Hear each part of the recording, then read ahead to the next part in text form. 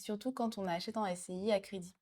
Ok. Quand on achète en SCI à crédit, là où quand on achète un bien en nom propre, demain, si on transmet le bien à son enfant et qu'il y a toujours un crédit, on va pas regarder s'il y a un crédit, on va regarder la valeur du bien et on va transmettre la valeur du bien. Donc, admettons que ce soit un bien qui vaut 100 000 euros, Oui. même s'il reste 50 000 euros de crédit, le bien vaut 100 000 euros et quand on va transmettre 100 000 euros. Et les donc, droits c'est de sûr, succession voilà, seront calculés sur 100. exactement. Les droits de donation, puisque là, on est dans la transmission, Oui, droits de donation. les droits de donation seront calculés sur 100, les frais de notaire seront calculés sur 100, tout est calculé sur 100.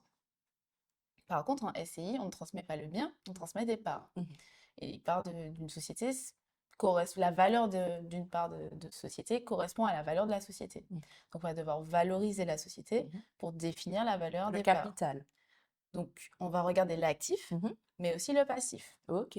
Donc, l'actif, c'est l'immeuble, Oui, donc les 100. exactement, et le passif. Donc, les éventuelles dettes fournisseurs, mais dettes aussi de crédit. Crédit de prêt immobilier. Exactement. Et donc, on défalque cette somme. C'est ça, donc on fait actif moins passif.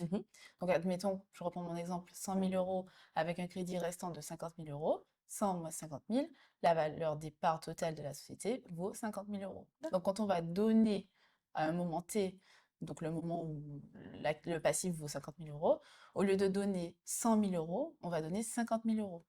Et petit à petit, le crédit va continuer à se faire rembourser et on aura déjà donné. Donc, Oui, ça un permet de moindre coût. réduire D'accord. la valeur De transmission et du coup les frais associés. Exactement.